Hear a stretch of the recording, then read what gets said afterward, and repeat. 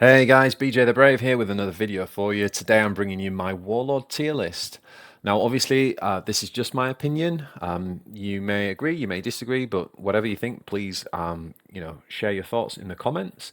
What we're going to do is we're going to look at every single Warlord in the game and we're going to rank them on a tier system. Now you have to bear in mind that not only is this just my opinion, but it's also kind of like mid-November 2023.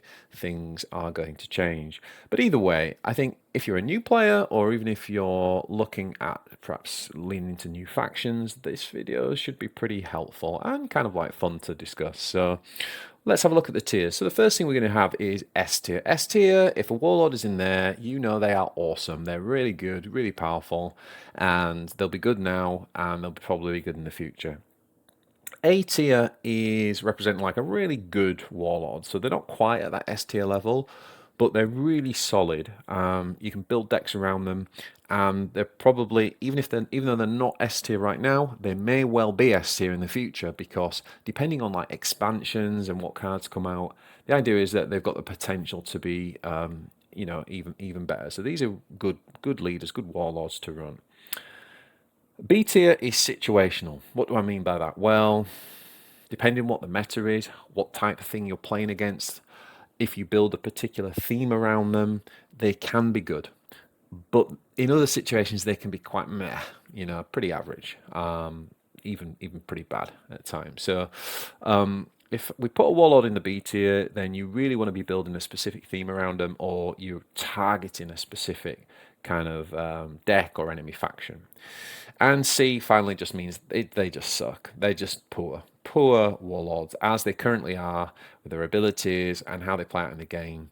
Just not worth your time. All right, so let's jump in. So I think first and foremost, we're going to start with what faction should we do? Let's start with Chaos. So for me, I'm gonna start with Abaddon. I really struggle with Abaddon. This is painful. If you're bear in mind, guys, I played 40k for like 20 years, and if you're a fan of the lore and you're a fan of the games, it's quite sad. But unfortunately, WARPFORGE Abaddon is just poor.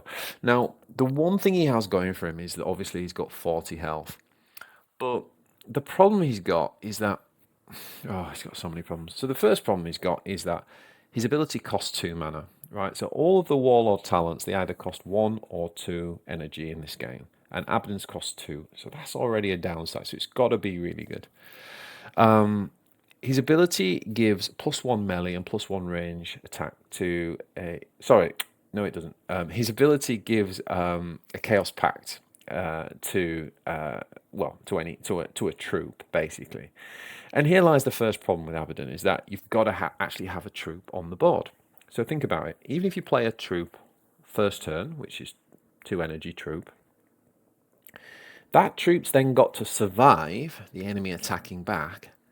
Then on turn 3, you're going to play a 2 energy cost ability on your 2-drop, leaving you 1 energy that you've not spent. That's inefficient, right? That's not good tempo. So that means that we're not going to use this ability in the first turn. We're not going to use it on the second turn. At which point you're almost thinking, who is this leader? Why am I even using him? Right? So in a game, let's say most games, I don't know, go somewhere between 8 and 12 turns. How many turns do you actually use the hero talent, the Warlord talent?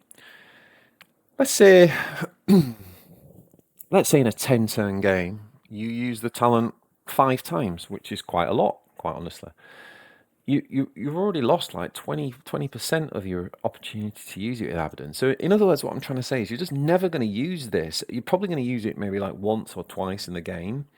There are abilities that are better, that kind of do the same thing. It's random, so the Chaos Pack that it gives you is random. It's just unplayable, and it's really sad to see. I want to say this is situational, but quite honestly, guys, right now, Abaddon sucks. His 40 health makes me think, could he be at the bottom of situational? But realistically, when you start thinking that we're playing against the other Warlords and looking at what they do, Abaddon, unfortunately, for me right now, just sucks. So, who shall we go to next? Let's go to Sylar. So, Sylar is essentially the chaos version of a librarian, a psychic. And in the Ultramarines, we have a psychic, a librarian leader who's actually a lot of fun to play. One of the more fun cards and effective cards in the game. So Silas should bring something that's kind of fun and interesting to the table. The idea with a psych, as it seems, is that they can generate one of three abilities. That's always good because it allows you to pick respond to a situation, for example. Unfortunately, with Siler, his abilities are just not good. They're just not good. Of course, he's only got 35 health. And for me, he is even worse than Abaddon because, at least Abaddon comes with that really beefy body, and for one or two turns in the game, he's going to give something, give a powerful effect. But Siler's just, he needs, I think if any character needs a rework, this guy is top of the list. This guy should be really great, should be a really good leader with a kind of flexible Swiss Army knife package. Unfortunately, he just sucks. So I would put him in the sucks category, and I'm going to put him right of Abaddon. So basically, the further left on here, the ones are better than the ones on the right. That's how that works. So Chaos not doing too well, are they? So last but not least, we've got World Claimer Harkadon. Now, Harkadon is he has a talent that also costs 2 energy, and this gives him Blast 2. So Chaos often tend to be a faction where they build around like a few units and they beef them up and make them really big. And of course, that lends to the question: well, how do you deal with a deck that kind of goes wide, right, and kind of swarms the board and outnumbers you? And this is where I think World Claimer has a really useful ability in situations because Blast 2 means that essentially he can affect 3 units, including the enemy Warlord, in any one turn. So what that gives you is kind of control of the board. And if I was playing Chaos right now, I would 100% be picking this guy. However, as good as the ability is, it's not always useful, right? So it's not useful on the first turn often. Or if you've gone second and they've played a unit, then it can get some value.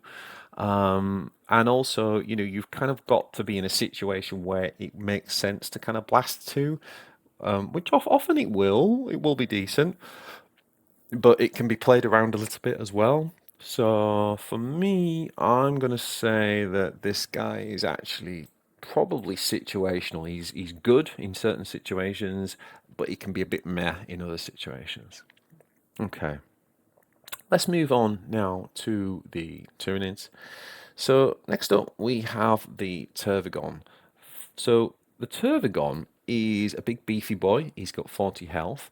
And the idea of the Tervigon is that he helps you build a swarm archetype.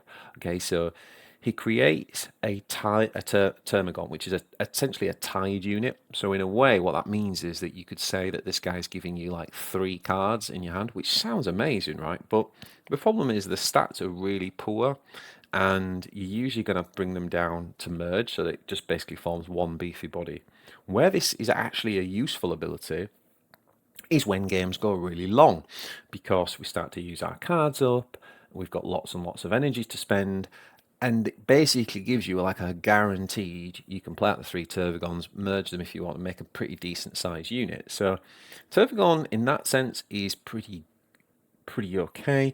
Problem is the game just doesn't really work like that.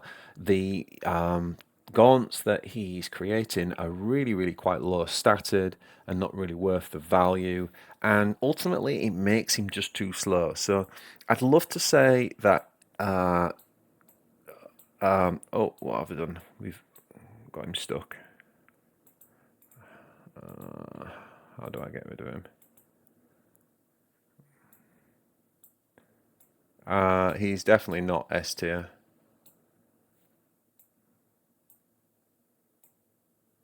but for some reason he has got stuck. Oh dear.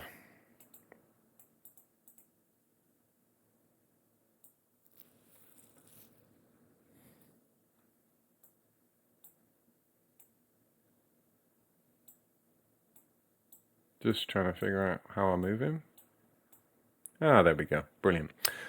So I think for Turvagon, for me, he will be situational one day, but at the minute, unfortunately, I actually think he's really quite poor. He's just not helping you to really win many games. And if anything, he's playing into a strategy that's going to kind of like lead you to lose the game. So for me, he sucks. He's not as bad as Abaddon, and I don't think he's as bad as Sylar.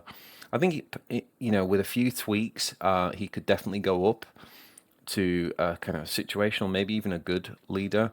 But for me, I just think Turvagon is not really good at the minute.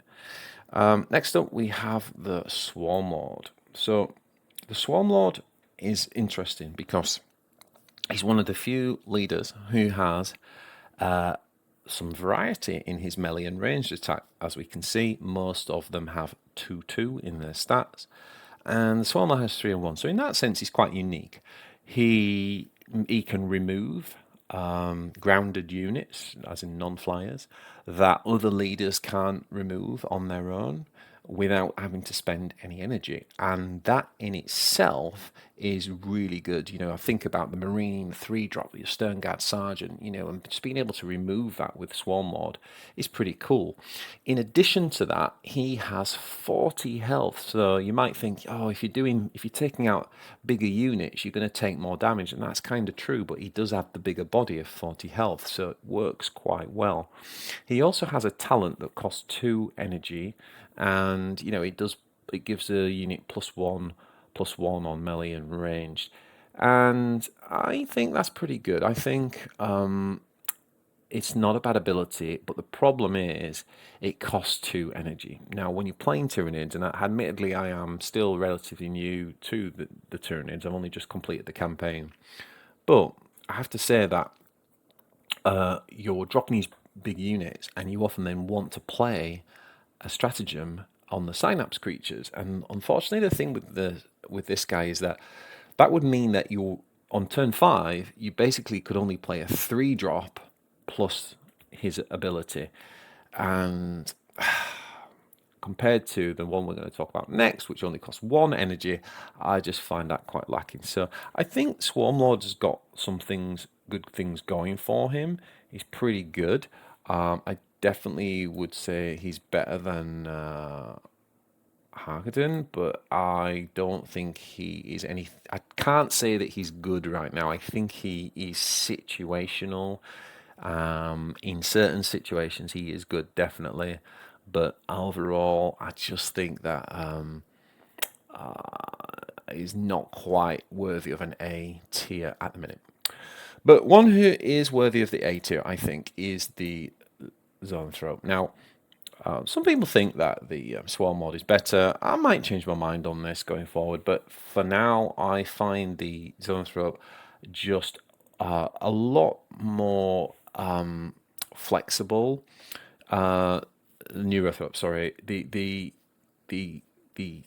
There are situations where the fact that it's Warlord talent only costs you 1 energy really comes into play.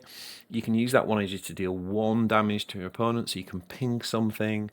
And you might say, yeah, but BJ, the Swarm Lord does 3 attacks, so that's the equivalent of a ping. Well, not if it's behind a Vanguard unit, right? And that 3 attack means I'm attacking something that obviously damages me back, whereas the Neurothrope is able to do 1 damage to anything on the board and not take damage back. And that's a very powerful ability, very kind of low-key powerful. And also, obviously, if you use it to heal by 1, it's a stratagem, so that has synergy with our Synapse creatures, so we can essentially get +1 on 3 different units from our Synapse. So if we were doing it on the Broodlord, we could get, what's that, +6 split across 3 units. So really great. And overall, I think you know, as a Tyranid player, I think this is the best probably one to start out with, and maybe you can specialize into Swarm Lord as you get really good with the faction, but this is a pretty good starter for the Tyranids. Okay, so we've done Chaos and we have done Tyranids. Next up, let's look at the Orcs. Now, first of all, we have got... who we got? We've got Boss Zagstruck. Now, for me, Boss Zagstruck is a 35 health, is an epic card, and basically his talent costs 2 energy. And what it does is it gives him +1 armor, it gives him flight, which is great because he can trade with flyers with his melee attack, and it gives him +1 melee attack. Now, that's quite powerful because a few reasons. One, most enemy flyers don't have good melee attack, so it's really good to be able to trade on melee with flyers. It's quite a rare thing. Actually, the Orcs are probably the faction that specialise in that. The other reason why his ability is good is getting that +1 armor every time. So what that means is every time you trade, like if you just attack the enemy warlord, you're coming off better. You're coming off because of your armor protecting you by 1. You're coming off 1 point better every time you do that. So what that says to me is that this guy is pretty good in an aggro-y type build, right? If we're trying to race the opponent down, we can make those trades, and our hero talent, our warlord talent, is helping us with that strategy. So when we are the beatdown, I think that's good. The only problem is it can be quite situational, and it feels a little bit expensive at 2 energy. So for me, I think he definitely doesn't suck. He's definitely not bad, but I don't feel comfortable putting him. He's really close. I think one day this guy's going to be good. I think he's going to be good. I think there's going to be a really good aggro orc deck, and he's going to be pretty powerful. And it's definitely something I want to play with. But right now, I think it's just a bit situational when compared to other units. So I do think he is situational. I think he is probably not as good as the other 2 we've got there as well. So I'm going to put him here.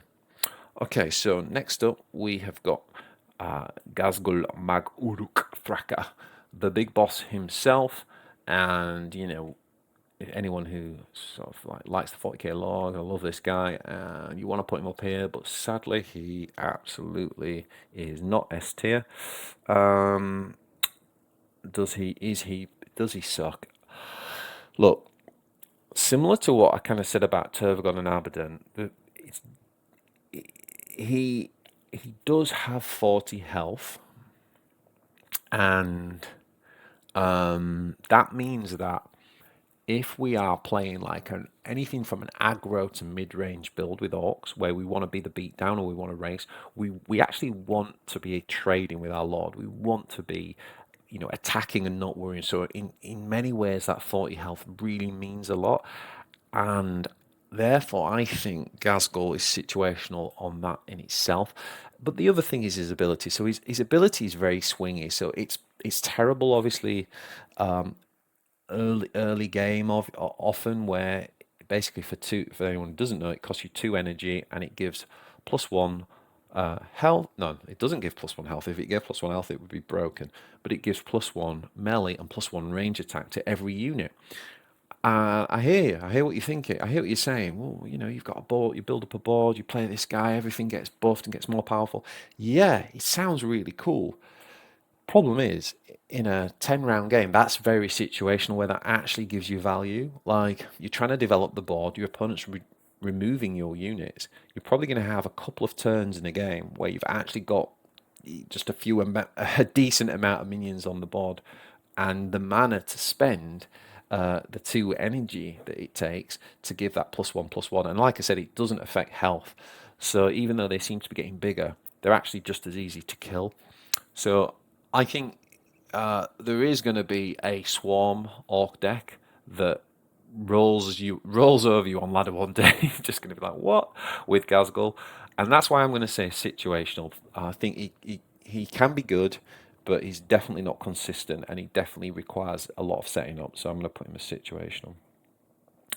Okay, so next up we have Gruk Face Ripper. Now, Gruk Face Ripper, I have to first of all declare a little bit of bias. Right, my favourite deck in the game so far, and I haven't been playing that long, right? about a month, I'd say. And I would say that my favorite deck so far is Orc Control. And in the Orc Control, I use Face Ripper. Now, for me, Face Ripper is a pretty cool card. First of all, he's the starting Warlord. So if anybody's looking to pick up Orcs, you know, it's your very first choice. And I happen to think it is the best choice in the faction. So that in itself is pretty good. Now,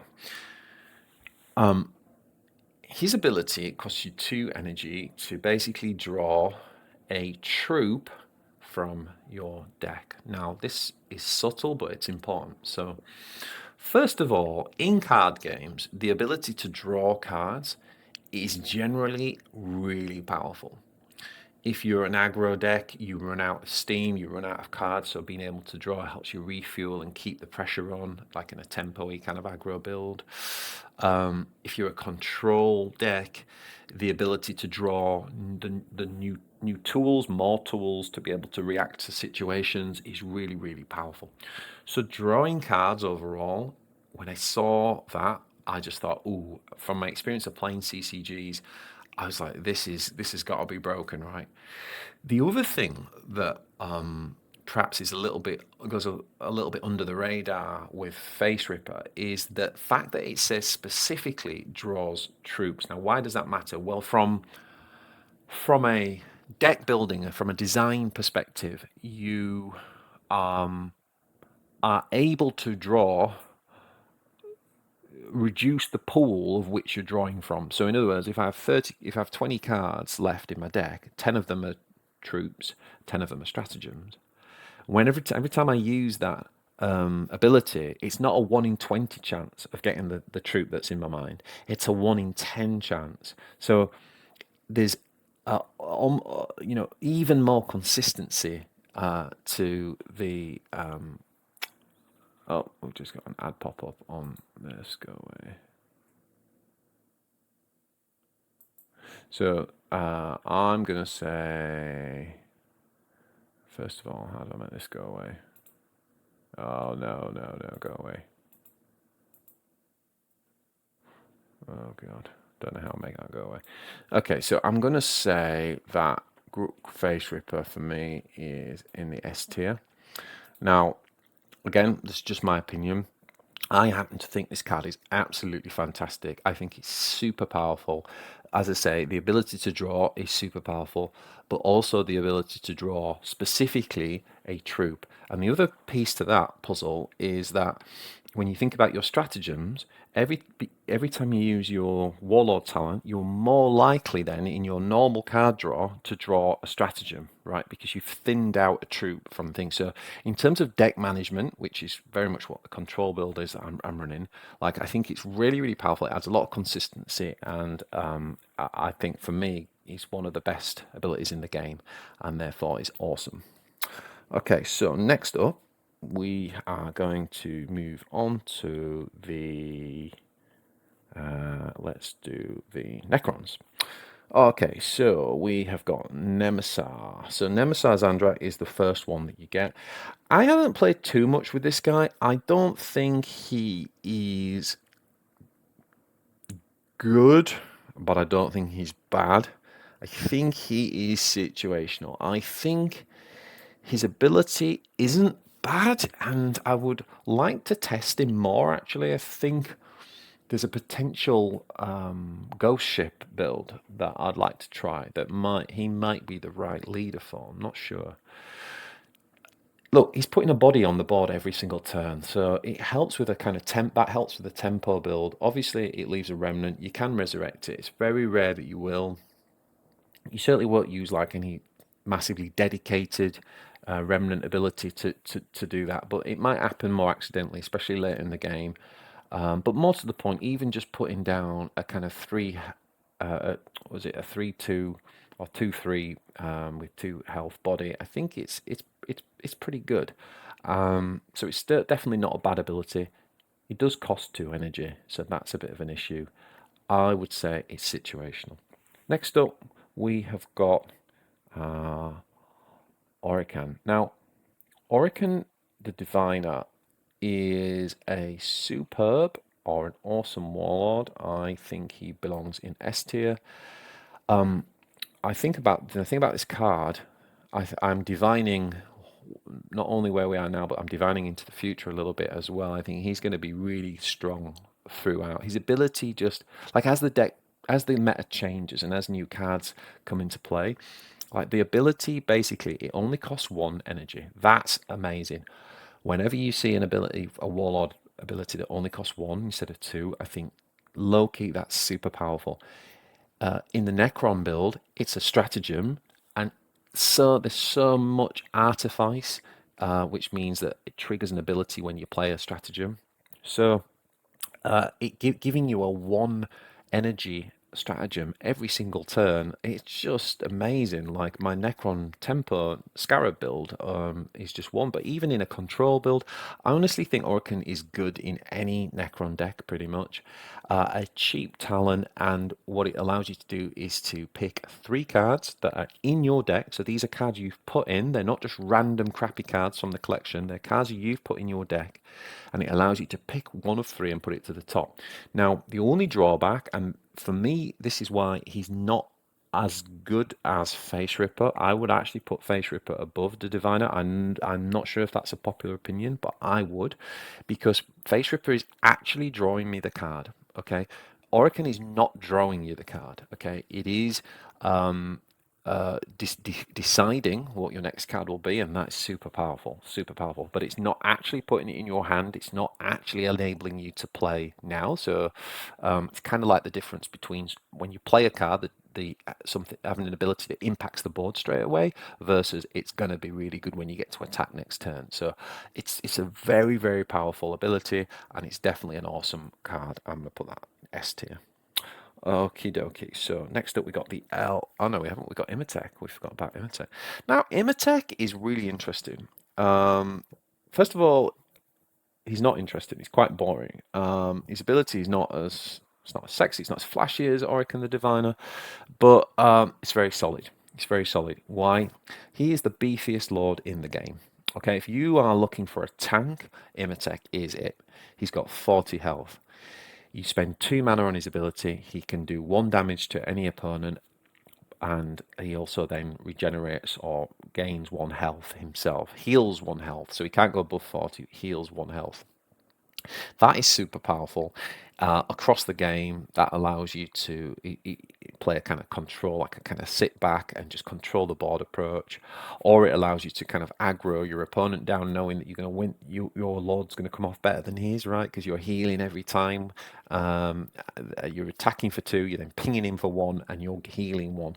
It's just super, super powerful. It's a very, very tanky lord, and he's even got spells in the deck that can give him +2 to his melee attack and heal him for 5, making him even more tanky.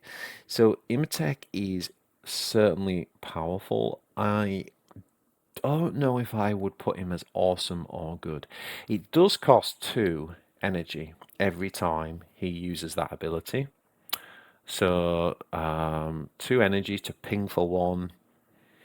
You don't always need the heal, so you're getting value for something you don't always need. I think it's a little bit expensive, and it's not drawing you anything. So I'm very tempted, to be honest, to say for me that he is a very, very good card, but I'm not sure. Oh, I don't know. Oh, I don't know. I think he's better than Neurofort, but is he S tier? I'm going to put him in good for now. I might come back to that. Okay, let's move on to the Eldar. So for the Eldar, we have Blade, which is the 40 energy golden delicious legendary. Unfortunately, he's not very good. He is probably better than Abaddon and his buddy Sylar, but probably not as good as the Turgon. I think he sucks overall. You know, it's a shame. I think Shuriken, as they release more cards, there may well be a good kind of air superiority, kind of Shuriken deck. I'd like to test that. It might be slightly better than what I'm giving it, but I think for me right now, and again, these are all subject to change, guys, and I could be completely wrong. Let me know in the comments. But if anyone's using him effectively, but from what I see, especially in the top 50 on ladder, he's not really used where you see the other 2 being used. So I'm going to say he sucks right now, and he needs a bit of help. Okay, so if he sucks, where do his buddies sit? Well, so Galen, I quite like Galen. Galen gives you it costs 2 energy, and he basically gives you a Storm Guardian, right? And the thing with the Storm Guardian is, even if you kill the Storm Guardian, you can often pick up a Spirit Stone, which you can then spend to enhance your abilities and cheat out tempo later. So what I really like with him is it's a very good tempo ability. It's double tempo, right? It's putting a body down every single time, and it's giving you potentially a Spirit Stone, which allows you to cheat tempo later in the game. So it's one of the best. It's one of the better tempo abilities. I don't think he's awesome, and he's only got 35 health as a body, so I'm gonna probably put him here in good. I think he's a really good leader, but I'm not convinced it's quite at that awesome level. It's consistent though, it's not situational, it's very, very solid, very consistent, so it's A tier. And last but not least, we have Kellogg. Now, Kellogg is basically also 35 health and gives you, does also cost you 2 energy for his talent. Now, it allows you to choose a unit in your hand. If you've got 7 cards in hand, it will just show you 3 at random. So there's a bit of sort of management to do there. You put that card back into your deck, and instead you will draw the top card, and it will also give you +1 Spirit Stone. Now, the +1 Spirit Stone here is really powerful, because obviously with Galen, even though he's putting out a Storm Guardian, that Storm Guardian could be killed, and so could the stone. So it's not guaranteed stone. Whereas Kellogg is just a guaranteed stone. So if you're doing an Eldar build that relies and revolves around the Spirit Stones, then absolutely go with Kellogg. The problem is it's not putting any body down, so the opponent's units are more likely to attack Kellogg himself, whereas Galen kind of gives his little side distraction there with the Storm Guardian. So what it means is that Kellogg's more likely to die, I think, quicker than Galen. So that matters too, depending on the type of build that you're doing. But ultimately, this is all to say that if you're going to go with a control Eldar build, then maybe Kellogg is better for that, but perhaps not as good as Galen for a more tempo build.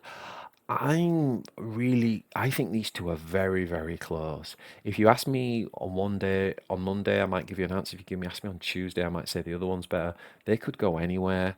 I'm going to say I'm gonna say it's not as good as Stormlord. I think it's a little bit more powerful.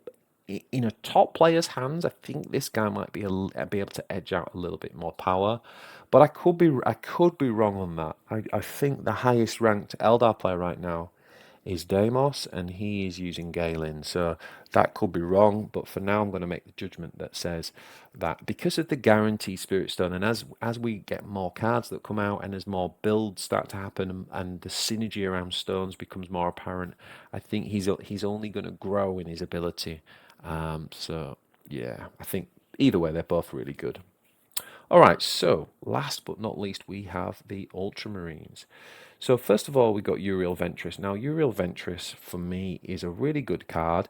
I think he's pretty consistent, pretty solid. There are obviously going to be turns where, oh, sorry, I should have said that for 2 energy, you pick a target, and it does 1 damage to that target and 1 damage to the 2 adjacent units as well. So it's like a mini AoE that does 1 damage to 3 units. And I think that's super powerful. I think Marines don't have big AoE. The Storm Raven does 2 damage to everything. So being able to do Storm Raven and this, so you can take out like 3 energy units, is really powerful. Being able to trade with minions, and when you just can't quite reach and finish them off, having that extra 1 mana is 1 damage is powerful. It's a really powerful ability. The only problem that Uriel has is he's competing with 2 of the leaders in the best faction right now, but are probably a little bit better than him. So if he was in Chaos, I would bite your hand off for Uriel. I would bite your hand off for this guy in other factions. But in the Ultramarines, he's probably, I can't believe I'm saying it, the worst choice. But make no mistake, he is a good card, and I do think that there are going to be some specific decks as the meta evolves and more cards come out. I think there'll be some specific decks where Uriel finds a place in the meta.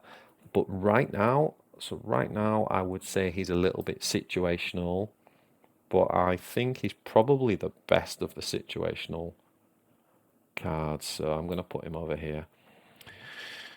Next up, we've got Tigerius. Now, Tigerius is possibly, he's certainly one of the more fun lords in the game to use. As you probably know, he only costs two. It does cost two energy, his talent, but then what he does is it provides you with three options. We can get Smite, which does damage 1 to 3. We can get a shield. It does cost 4 more energy for that, but it's quite powerful to be able to put a shield on something and trade. You can even put the shield on your Warlord if your Warlord's down to kind of low health. Or for 0 mana, you can choose a stratagem from the Ultramarine faction at random. It'll show you 3 stratagems and you pick one. Now, as the card pool evolves and more cards come out, that stratagem choice is obviously going to get broader, which means it will be less consistent, but it also means that it will keep this ability fresh because there's going to be constantly new things to play. You could say, "Wow, that's amazing, right? Everything you said earlier, BJ, about drawing cards." Yes, that's true. It allows us to draw a card. However, that card could be Death from Above or Storm Raven. It could be a really top tier removal card, or it could be some nonsense that we're never going to use that's just clogging up our hand. And so for me, that's why I don't think that even though he draws a card, I don't put him as good as Face Ripper, because Face Ripper is drawing cards that you've chosen in your deck, and it's specifically targeting troops. So there's a kind of double whammy there. Whereas Tigerius is a little bit kind of almost like, it's roll of the dice. It's very much luck dependent. So I think he's a really strong leader. I'm not prepared to kind of say he's awesome because of the high cost to like the shield and then the randomness of the smite. Like, say you need 2 damage to finish a unit off, and then you roll smite going for it because it's 1 to 3, and he only rolls a 1. That might lose you the game. And also the ability to draw a card again, it's random, so it's powerful. Don't get me wrong. It's a really positive, really good effect, but it's not quite S tier. Like, I'm drawing a card that I deliberately built into my deck. It's not quite that ability. So for me, I'm going to say that Tigerius is like top of the good pile. He's a really powerful lord, and he's in the Ultramarine faction, which is like on fire right now. So I'm gonna put him as a really solid, good A tier lord. And last but not least, we have Marneus Calgar. Now, Marneus Calgar is a 40 health warlord, and for 2 energy, he draws a card. Now, for me, right now, I think that Marneus Calgar is S tier, and I actually think that he might be the best warlord in the game. My beloved Face Ripper may well be losing his title as the most awesomeness warlord in the game.